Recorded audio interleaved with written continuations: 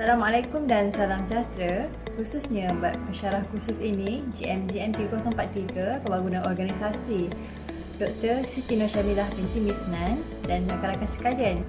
Pada pembentangan kali ini, saya akan mengupas berkaitan tajuk yang telah diberikan, iaitu perancangan kerjaya. Saya juga mengharapkan dengan pembentangan ini, kita bersama-sama dapat menambah pengetahuan berkaitan perancangan kerjaya dan dapat mengaplikasikannya ke dalam pekerjaan masing-masing. Sebelum saya pergi lebih jauh, lebih baik saya memperkenalkan diri.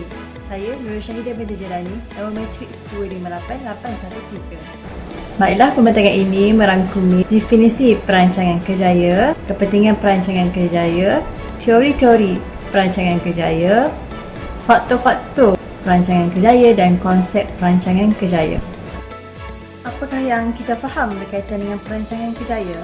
Menurut Azila Zainal Abidin, beliau menyatakan perancangan kerjaya membawa maksud, proses atau aktiviti yang menyediakan atau merumus langkah-langkah yang perlu diambil bagi tujuan mencapai matlamat yang diingini.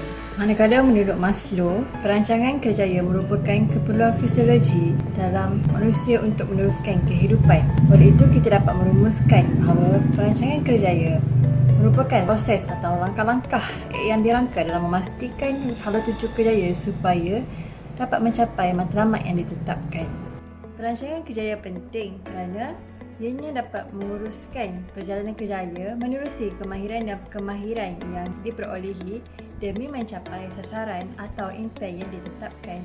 Antara teori-teori popular dalam perancangan kerjaya adalah teori trik dan faktor yang diperkenalkan oleh Frank Parsons dan teori Ginsberg yang diperkenalkan oleh Ginsberg pada tahun 1951. Teori trik dan faktor berasaskan kepada teori perbezaan peribadi individu.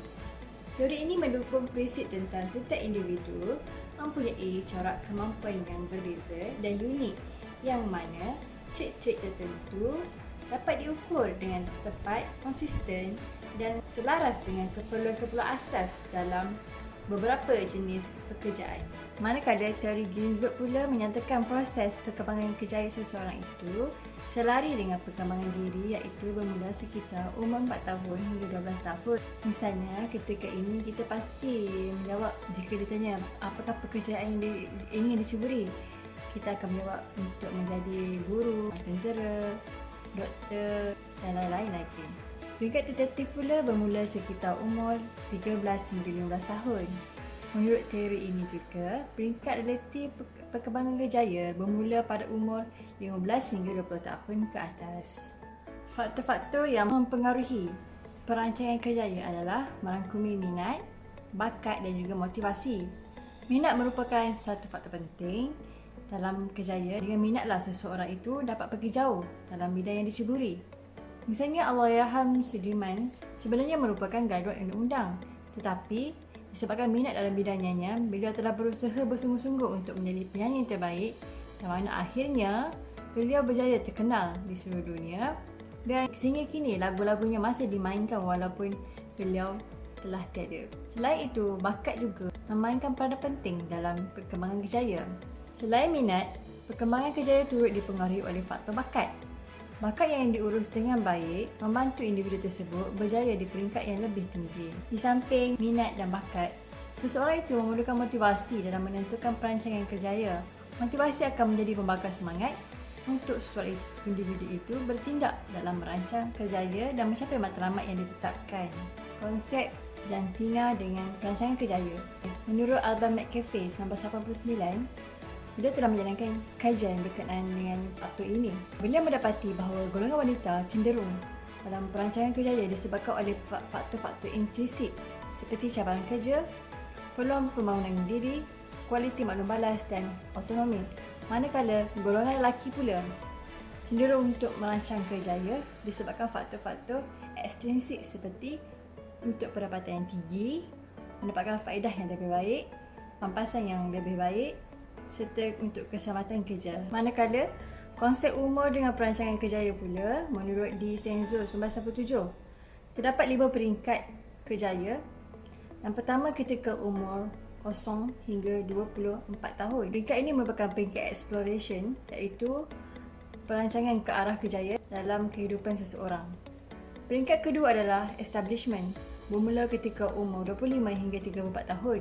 Kebiasaannya, pada peringkat ini, seseorang itu telah memiliki kejayaan stabil atau pekerjaan yang pertama sesuai dengan dirinya atau serasi dengan dirinya. Peringkat ketiga pula bermula ketika umur 35 hingga 49 tahun, di mana seseorang individu tersebut berdepan dengan cabaran dalam kehidupan peribadi termasuk dengan cabaran dalam kerjayanya. Ia merupakan fasa dalam menentukan hala tuju kerjaya dalam jangka masa yang panjang. Peringkat keempat adalah peringkat late career yang bermula umur 50 tahun sehingga umur 69 tahun. Ketika ini, keadaan menjadi lebih tenang dan seseorang itu akan lebih matang dalam kerjayanya. Kebiasaannya, seseorang itu akan menunjukkan prestasi yang baik dan akan menurunkan ataupun memberi tunjuk ajar kepada pekerja-pekerja di bawahnya. Peringkat kelima adalah peringkat decline yang bermula dari umur 70 tahun ke atas. Pada peringkat ini, individu perlu menerima hakikat bahawa kerjayanya telah sampai ke penghujungnya dan sesetengah individu mengalami kesukaran untuk menerima hakikat yang bila perlu bersara. Seterusnya, konsep perancangan kerjaya dengan persekitaran tempat kerja. Persekitaran tempat kerja mempunyai kaitan dengan kesihatan dan kebajikan pekerja. Disebabkan itu, komitmen kerja seseorang itu atau kumpulan kerja itu dipengaruhi oleh persekitaran tempat kerja. Oleh yang demikian adalah penting untuk pihak pengurusan mewujudkan persekitaran kerja yang kondusif yang mampu mendorong pekerja menyumbangkan tenaga kerja mereka ke tahap yang optimum. Kesimpulannya, setiap orang perlu merancang dan menetapkan matlamat dalam kerjaya agar mendapat manfaat yang lebih baik bagi jangka masa yang panjang dan perlu mempunyai motivasi yang tinggi untuk terus berjaya. Dengan ini, berakhirlah pembentangan saya pada kali ini. Semoga ianya sedikit sebanyak dapat menambahkan ilmu kita. Dan saya sudahi pembentangan ini dengan ucapan wabillahi taufiq wa hidayah. Wassalamualaikum warahmatullahi wabarakatuh. Sekian, terima kasih.